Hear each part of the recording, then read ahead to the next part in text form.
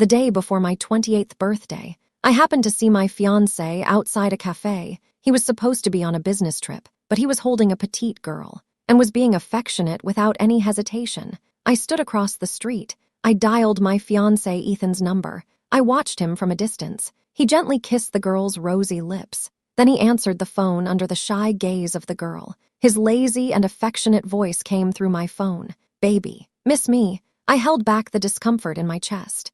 I tried to ask him calmly, "Where are you right now?" His tone was firm. There was not a hint of hesitation. "I'm on a business trip in New York. I won't be back until next week." "Be good. I'll celebrate your birthday with you when I get back." I had a lot to say, but suddenly it got stuck in my throat. I couldn't say a word. I quickly hung up the phone. I used to think time would prove that my relationship with Ethan would become stronger. I used to think I could really become Ethan's wife again. But given the current situation, after 35 years together, my lover no longer loves me. "Emily, what exactly happened to you?" At 6:30 in the afternoon, my childhood friend Jessica was holding a cup of milk tea. She looked at me with concern in her eyes. "Just 2 hours ago, I accidentally saw Ethan at a café in Manhattan. At that time, I had just finished shopping at a mall in Brooklyn. I was planning to find something to eat at the food court in Manhattan. While crossing the street, I saw a couple at the window of the café across the street. They looked very intimate.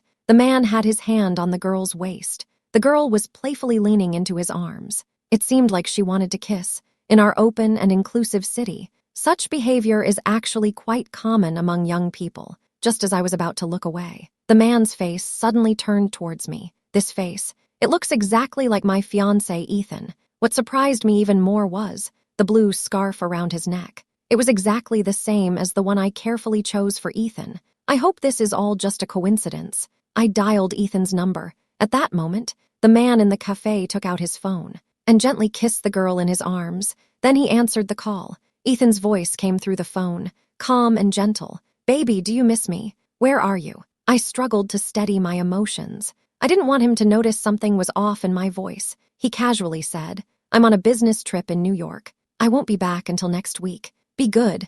I'll celebrate Emily's birthday with her when I get back." What he said 3 days ago while holding me in front of the mirror. It's exactly the same. I have so many questions I want to ask him, but I couldn't bring myself to say anything. I didn't say anything at all. I just hung up the phone. Then, I opened my phone's contacts. I found another person's number. "Did your company recently send Ethan on a business trip to New York?" "Business trip." He said he had something to do and needed to take a few days off. The other person's reply made me completely give up the last bit of hope. Reaching this point, I had to accept a cruel fact. My fiancé, Ethan, deceived me. He betrayed me. He had an affair. I was completely stunned when Jessica found me. I had already been sitting on the bench downstairs at her company for over an hour. I buried my face in my palms. I looked like I was crying, but actually, not a single tear fell. Jessica said she had never seen me so depressed.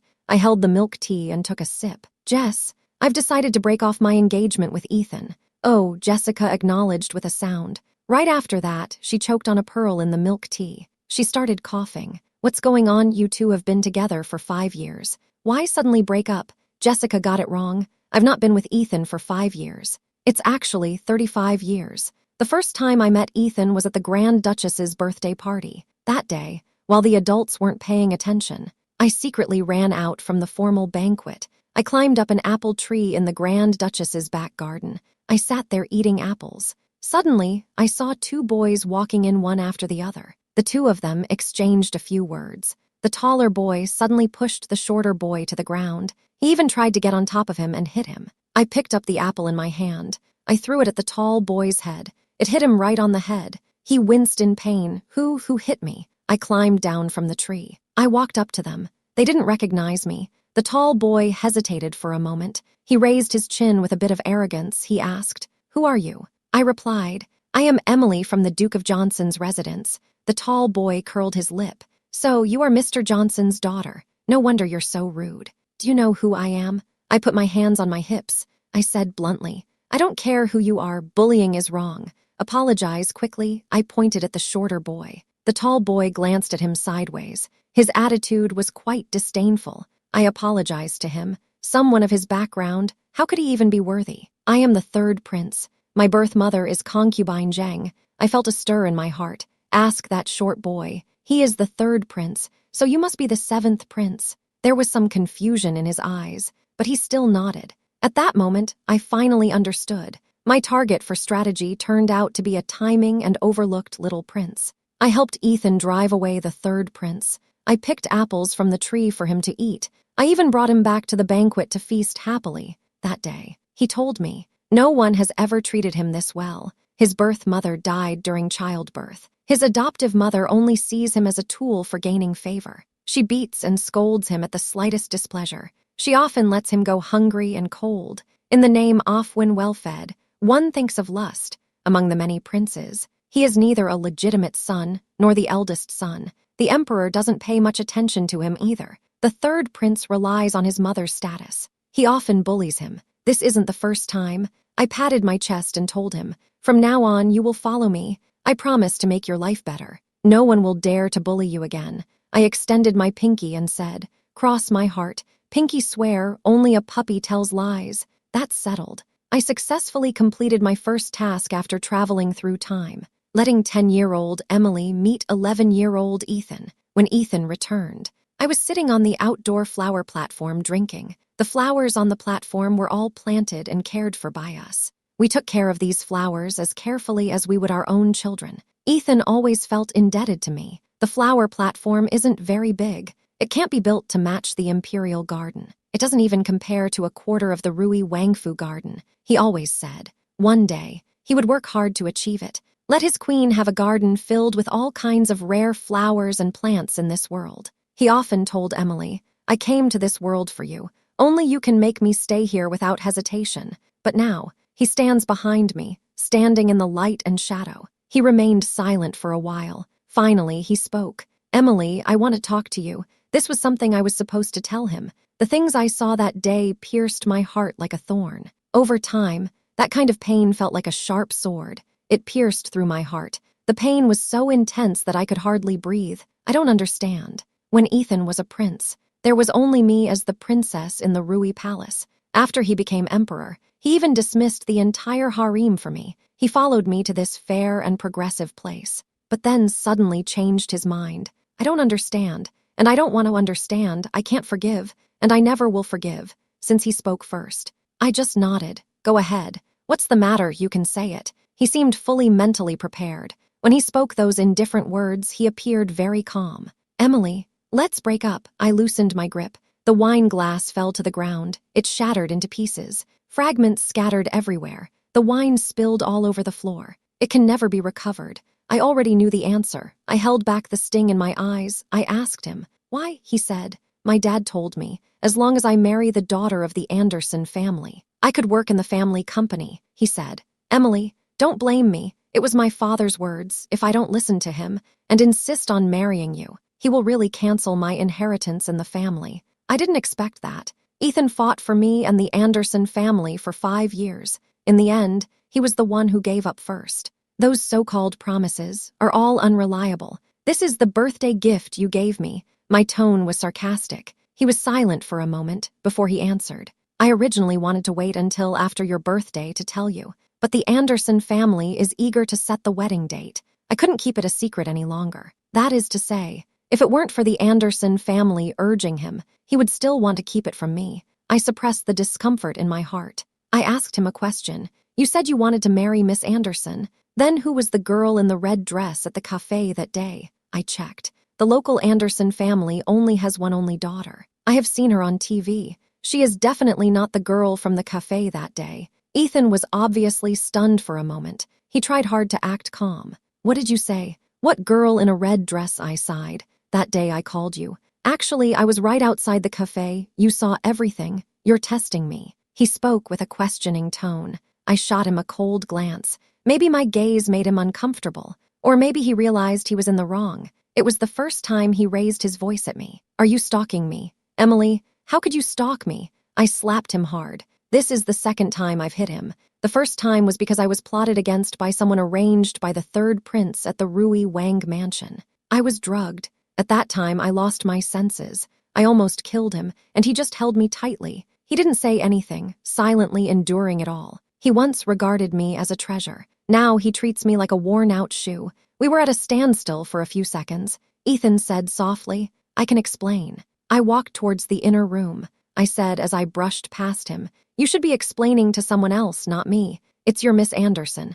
I always handle things decisively." That night, I left the engagement ring behind. I packed my bags and moved back to Aunt's house. Aunt and Uncle were having dinner. They saw me come in. They hurriedly invited me to sit down and eat together. I placed the supplements I bought on the table. I asked Aunt, how have you been lately?" Aunt poured me some chicken soup while saying, "I'm doing quite well. I've been getting regular checkups these past few years. The doctor said I'm recovering well. There are absolutely no after effects." Uncle brought the prepared dishes to me. He said, "That's right. The doctors all say it's a medical miracle. I've never seen anyone recover so well from such a serious illness." I quickly reminded Aunt, even if the recovery is good, one shouldn't overexert themselves. "Got it, this child. How many times do you need to repeat the same thing?" Aunt gently stroked my face. Smiling, she said, "Our Emily is getting more and more beautiful. If it weren't for your mom's firm opposition back then, I really wanted you to be my daughter."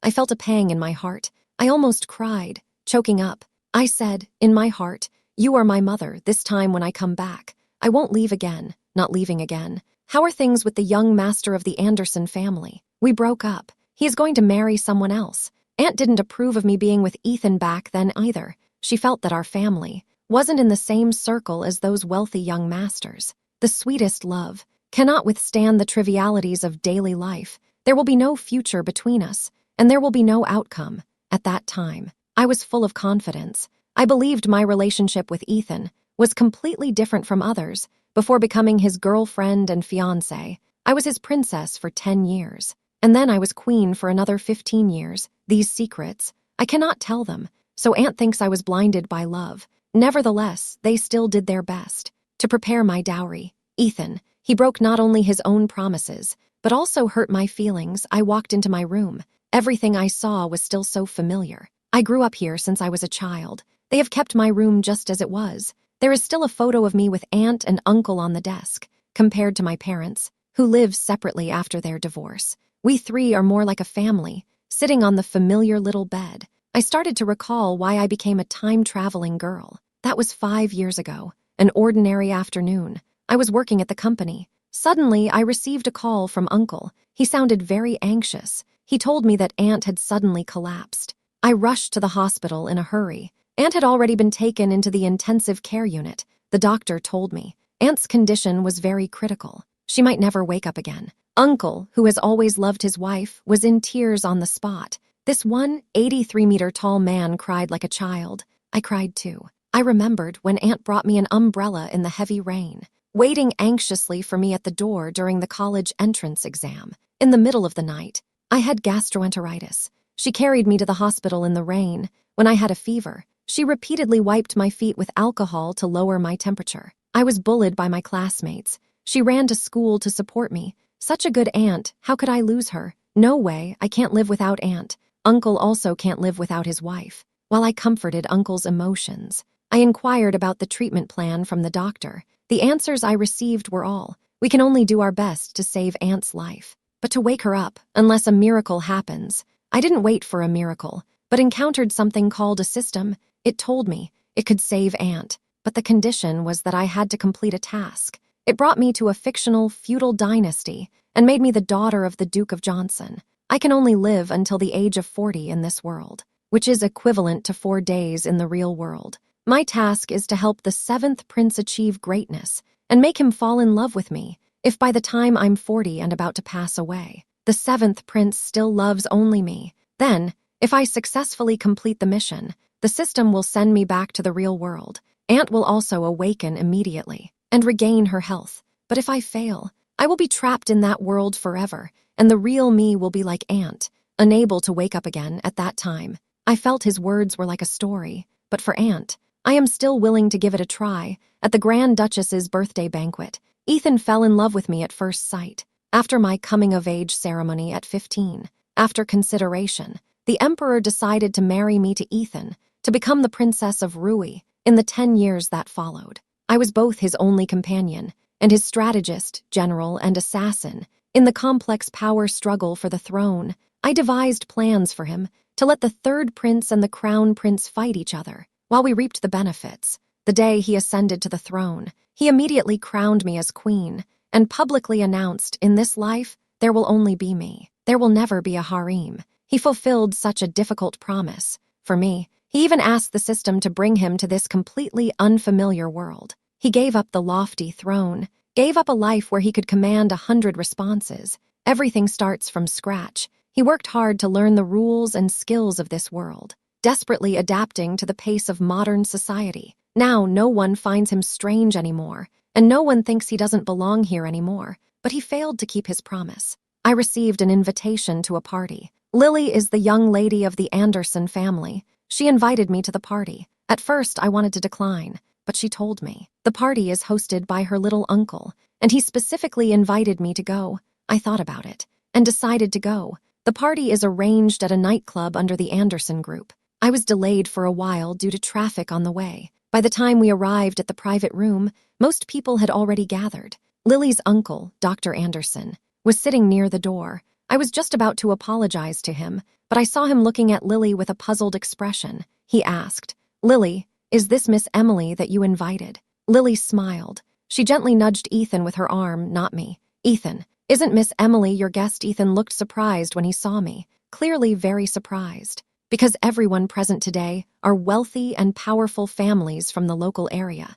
Someone like me, an ordinary office worker, definitely feels a bit out of place here. Lily realized something. She asked, "Miss Emily, did you come to the wrong room?" Seeing that I didn't respond, she squinted her eyes and asked again, "Are you here to compete with me, trying to win Ethan back?" My gaze sharply turned to Ethan. He had to look away. He doesn't dare to look me in the eye. At this moment, someone quietly said, "Didn't they say Ethan had already broken up with her? Why is he still entangled here?" Then someone else chimed in. "He doesn't even think about it. What can he compare to our Lily? Cinderella wants to marry into a wealthy family. Cinderella was originally the daughter of a noble family. What is she worth? Everyone is accusing me, each with their own words. Lily is especially ruthless in humiliating me." She picked up a glass of red wine and poured it directly over my head. Ethan stood there motionless. Back then, a counselor had objections to the two saints in power. He publicly wrote a poem mocking me, comparing me to a crowing hen.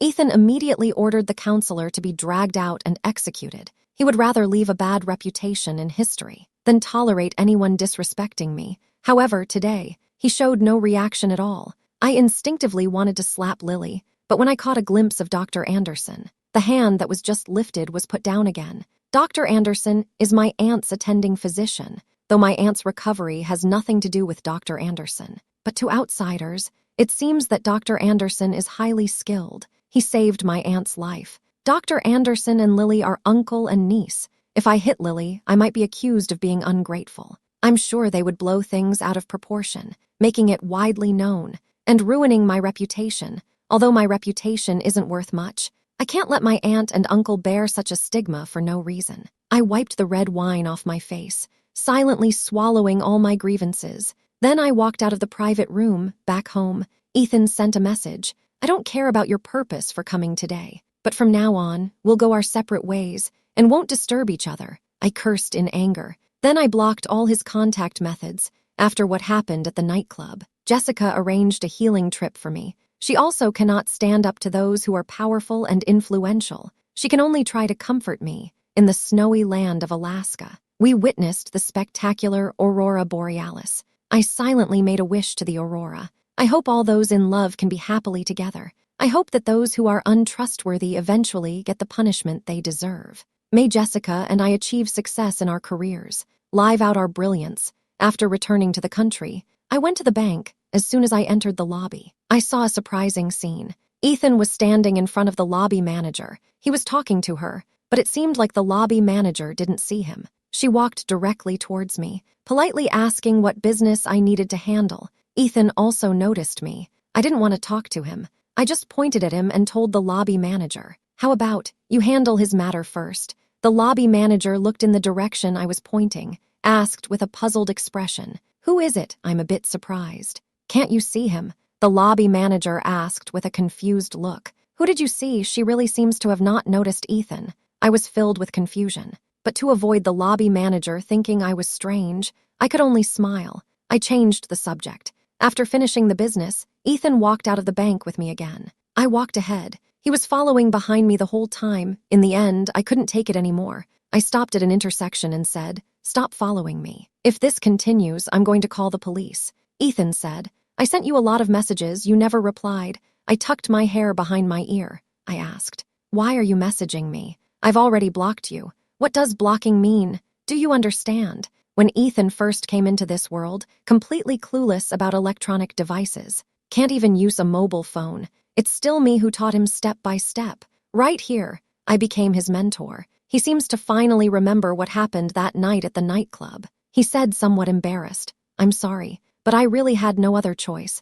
I could only turn to you, just like you see, in the past couple of days. Suddenly, many people have stopped paying attention to me," Ethan mentioned. This morning, he was supposed to have a date with Lily in Central Park. They were having a great time. But after he went to the bathroom and came back, no matter how he moved or spoke in front of Lily, Lily acted as if she couldn't see him and couldn't hear him speak. In the end, Lily thought he had left without saying goodbye. She got so angry that she went down the mountain alone. Noon, Ethan returned home. No one at home paid attention to him. He accidentally broke a glass. Even the maid pretended not to see it. About an hour later, the family was surprised to find that Ethan had returned. Not only that, today he plans to check out the newly purchased house, but the facial recognition system at the entrance couldn't identify him. That sounds absurd. I'm still not quite convinced. Just then, Ethan took a step back, accidentally knocking over a child chasing after a ball. The child immediately burst into tears. Ethan wanted to help the child up and apologize to her mother, but the child's mother picked her up herself. While comforting her, she muttered, "What's going on? I told you not to run around. You can trip even on flat ground." Ethan waved his hand in front of the child's mother. The child's mother ignored him. While holding the child, she continued walking. Later, I realized I seemed to be watching her all along, so she stopped and asked, "Miss, is something wrong?" I waved my hand and casually found an excuse to brush it off. The moment that mother walked away with her child, Ethan then gave a wry smile beside me. "Emily, thank goodness for you. I'm glad you can still see me and hear me speak. Otherwise, I really wouldn't know how to continue living. Emily, you're the best." When he was 15 years old, the Duke's residence was hosting a celebration. He said the same thing, "Emily, you're the best. Emily, having you around is wonderful. Past memories always bring discomfort. The more I think about it, the more it hurts inside. Although I feel curious and surprised about the strange things Ethan encountered. That doesn't mean I sympathize with him or pity him, nor does it mean I will change my mind." I looked at the road ahead. I confided my thoughts to him. "Ethan, I wish I had never seen you." After returning to the company, I quickly forgot all those bothersome people and things because of my outstanding work performance. I helped the company secure several contracts worth millions of dollars. As a result, I was promoted to department manager. Not only did my salary and bonuses multiply several times, the company also specially rewarded me with a first-class trip to the Middle East. This trip lasted over 2 weeks. The company's arrangements were particularly thoughtful. I stayed in a luxury hotel. The service was very attentive. With the guidance of locals, I had close encounters with wildlife, and I also tasted various local delicacies. It was truly a rewarding experience. I had a particularly comfortable time. On my first day back in the country, I passed by a large hotel of the Anderson Group. I saw that a wedding was being held inside. The sign at the entrance said the bride was Lily. The groom was Ethan, the second son of the Anderson family. How did the groom change? Just as I was trying to figure it out, Dr. Anderson happened to walk out from inside. He calmly greeted me. He asked how Aunt was recovering. He also mentioned that his niece was getting married today. He asked me if I wanted to go in for a drink at the wedding.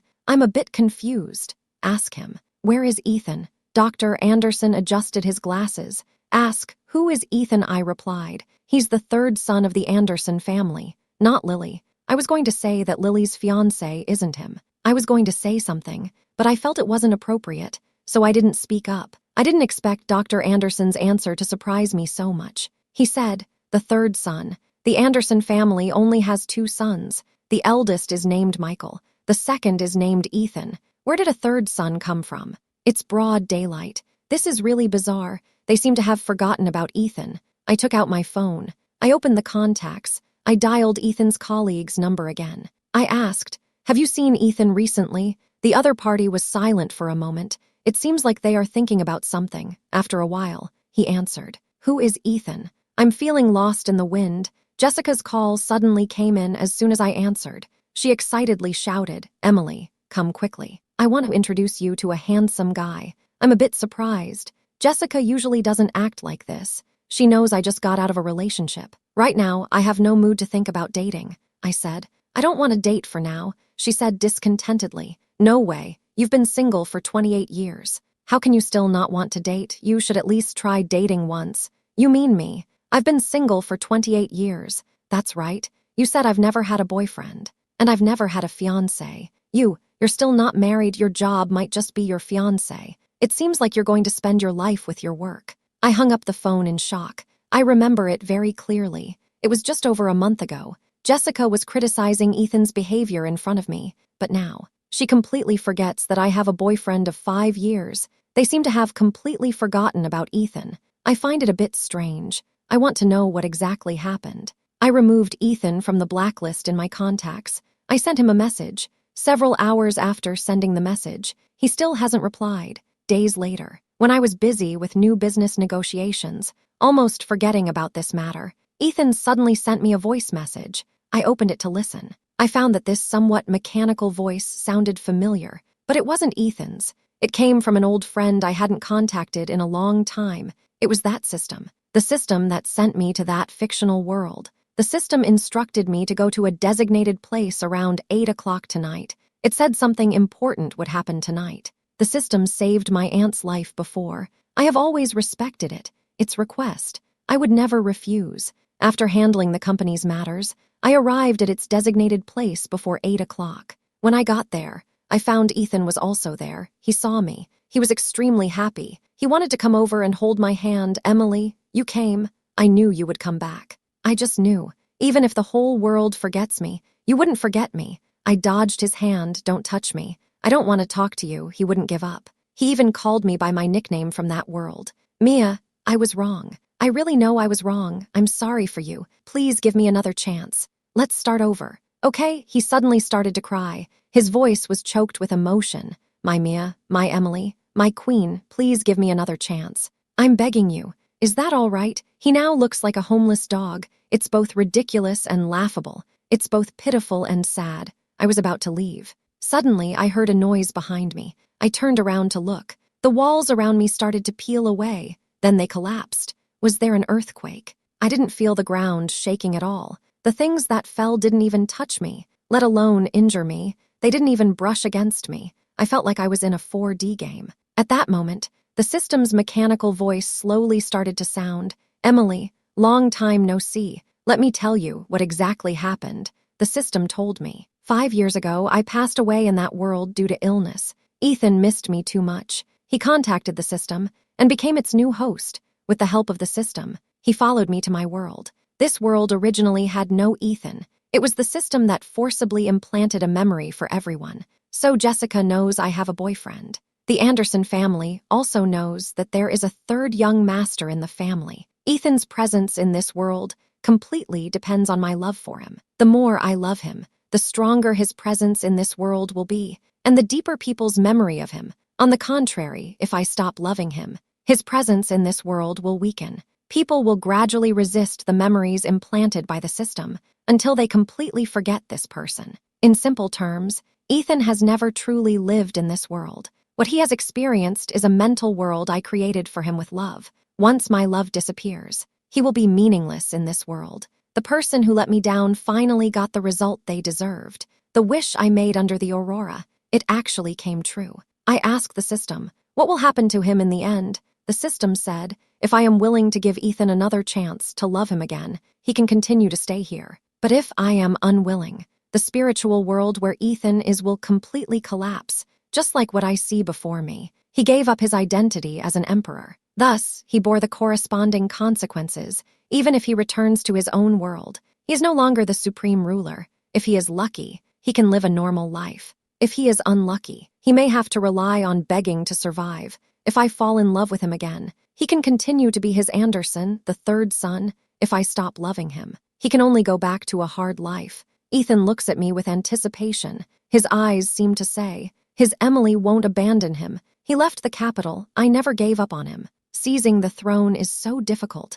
I also never gave up on him. He went to fight in the north on the third day of his ascension. We are trapped in a lonely city. I still haven't given up on him. When he first came into this world, he didn't understand anything. He caused quite a few funny incidents, but I have never given up on him. I admit, initially being with him was to save my aunt's life. It was also to complete the system's task. But for these 35 years, I, Mia, have never wronged him for a single day. Why did he cheat and not tell me? Why did he pretend not to see when others poured red wine on me? Why does he treat me this way? My gaze is as cold as ice, sharp as a knife. It cuts off Ethan's hopes, one by one in that world. You loved me for 30 years, but it was only because my father held military power. I have the wisdom to help you rise to power, achieve your ambitions in this world.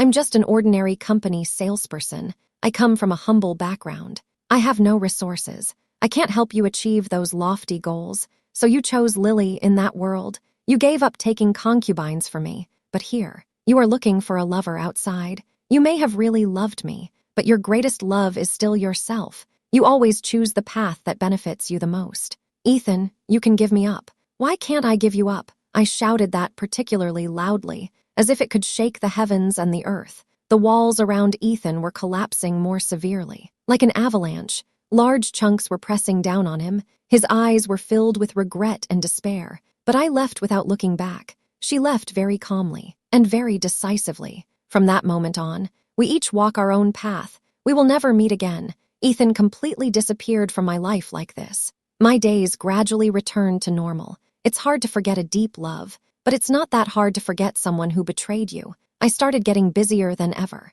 and the money I earned kept increasing. I moved into a new big house with aunt and uncle. I bought a new car. I even took them on trips out of town. Jessica told me, Lily has been married for less than a month. Ethan had an affair with a not-so-famous actress. The two women even got into a fight on the street. A few months later, the entire state began a special operation to combat organized crime. The Anderson family was involved in organized crime and bribery. Several family members were arrested. The company was also sealed off by the task force. With the collapse of the Anderson family's power, the Anderson family immediately distanced themselves from the Anderson family. Lily's whereabouts are unknown. Dr. Anderson was found to have embezzled and accepted bribes for many years. He demanded money from patients. He was ultimately stripped of his medical license. I'm having dinner with aunt and uncle. The atmosphere is very warm. At that moment, I saw this news. They will always love me, and I will always be worthy of their love.